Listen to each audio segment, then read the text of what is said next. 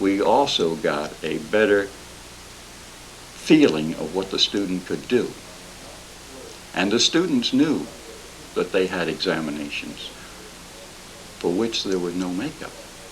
If you were ill, there was no sense taking the examination at another period of time. If you were not ill, it was unfair to the students who did take the examination. So, and it was unfair in many respects to the teacher who had to make up examinations. So we did away with makeups, and we had 4 marking periods a year, every 9 weeks. The way the teachers had a work afternoon, we scheduled athletic activity. And everybody, believe it or not, would walk from Wilkes Central High School down to Memorial Park. Everyone. No cars, no buses. They'd walk. And I thank good Lord that nothing ever happened to any of them while we were walking. But the traffic problem wasn't as bad back then, I don't guess, as it is now. No, we didn't have as many cars. When I first started at Wilkes Central, we only had about 8, and most of those were pickups of students who had to get home to work. Gradually, we got enough for a parking lot of 20. But we had neither the money nor the space at the time, so we did not. And we did have the largest high school bus system in the state at the time. It's about 32. We used to park behind the high school, coming out by the YMCA, and in front of the high school.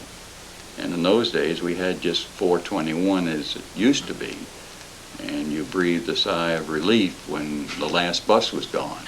Right. So there was a difference geographically as well as economically with the students.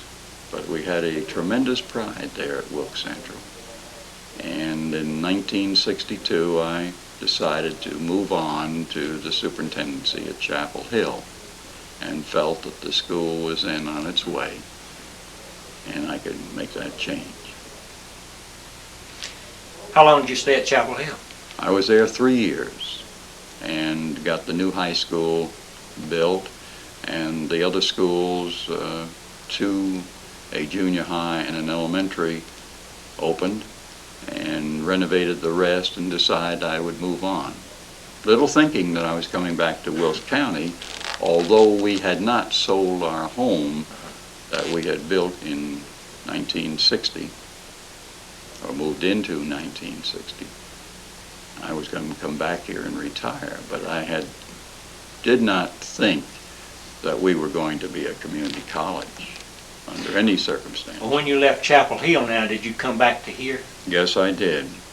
It was in the Christmas of my 3rd year at Chapel Hill that I was asked to come to a meeting by the then constituted Board of Trustees over a community college to be erected in Wilkes. And I went to the meeting and they asked me if I would entertain a thought of coming back and starting the community college. And I thought about it quite a while, and finally on the 8th day of March in 1965, I said I would come back. Although at that time there were no funds statewide to build a community college in Wilkes. There was the $500,000 bond issue had been passed in October of '64, but the state had not authorized, the General Assembly had not authorized the equal funding. And peculiarly enough, at that time, one thought that all we would have would be $1 million to build a college here in Wilkes County. So from the time that I said I do, March of 1965, until I arrived here, although I was superintendent at Chapel Hill for the Chapel Hill Carrboro Schools, I also was dealing in finding a site and going through with approval of programs. I signed one program for the preparation of practical nurses while I was a superintendent, and didn't know whether it was legal or not, but I just signed it away and it was approved and we started that. So I arrived here in 1965, July 1, with no office, no facilities. Lived in the back of a car, I used to say, for a month, and we were given office space in the NCNV building on the second floor that had been the office of a couple of the higher directors and officers of the bank. We had two offices, and I say we because I moved in the office area on 1 August, and I was permitted to hire a secretary, Mrs. Potts, on 1 September. And that was the college, 2 of us. On the 22nd day of September, we started teaching 2 classes at Holly Farms, of Holly Farms people, mostly in the area of mechanics. And then we broadened out into some evening programs at Wilkes Central, using part-time people and gradually taking on more and more faculty members as we would need them. And so in June of 1966,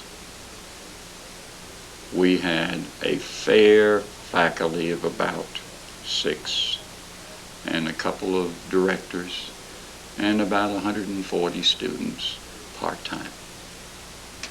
And then as we got more and more programs approved, we moved into a full-fledged community college situation. But we were teaching in churches, in basements, in fire departments. We were teaching wherever there was space available, and in many cases where there were instructors available. At one time, we had part-time faculty that you could not afford to hire if you were a university, because they were high-class people with tremendous knowledge and wanted to teach a class. Vice presidents of banks and the like, teaching finance, or ag economics. So we were very fortunate here. The people got behind. At the same time, we were fortunate at the beginning of the Appalachian Regional Commission, because we came in for more money that way than we had ever envisioned, thinking that we were only going to have a college of 500,000 local money and 500,000 matching state, grew to 2.5 million because we got Appalachian money and higher education facilities money for the first 3 buildings. And the site was donated.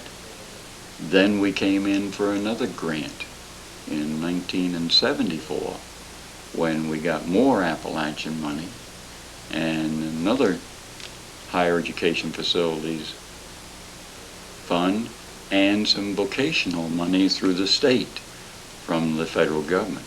So that plus the boards of commission from the county of Wilkes gave us another $2.1 million, and we were able to get the technical building and the automotive mechanics building. So we have grown, and we've grown into a very beautiful thing, I believe, here in the state of Wilkes.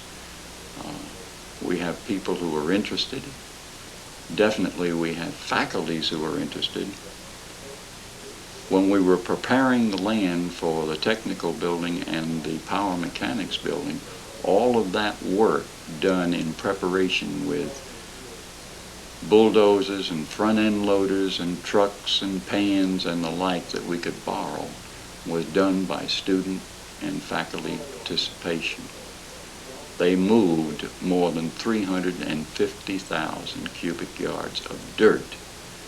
And some of the parking lot behind the technical building is 38 feet of filled dirt over a small brook.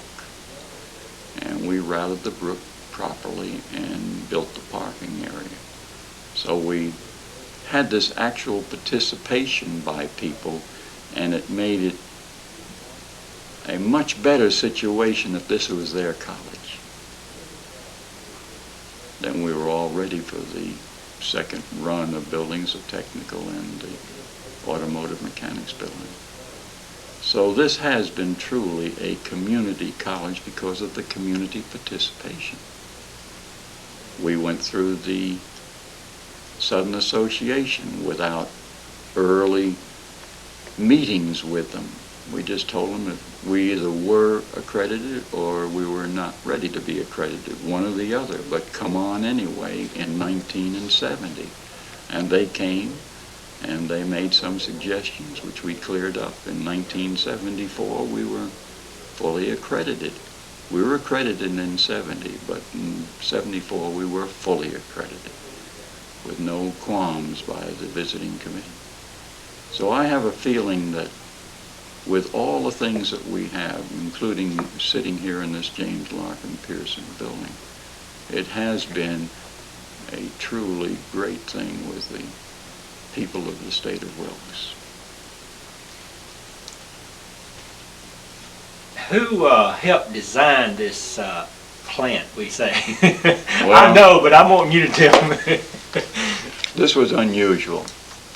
We wanted to get away from the brick and mortar because it would look like a continuation of high school. And at the time in Toronto, Canada, they were doing a great deal of building with concrete poured in place. We had a young, visionary architect, or a young man who was with the architectural firm that really dreamed a lot.